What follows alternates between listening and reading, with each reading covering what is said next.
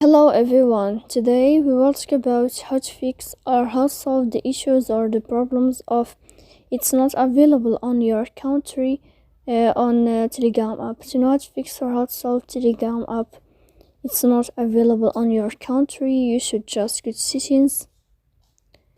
Here you can click apps, default apps, app settings. Then this list you will enter to the window or to the app of Telegram, and you can click here. Then this page of app info, you will click on first step and you can click OK. Then you will enter to the window of storage. Here you can click clear cache. In the end, you can turn off your Wi-Fi, and you can wait a moment to turn on your Wi-Fi again. So please don't forget to support us by like and subscribe. See you next time in another video, and thank you for watching.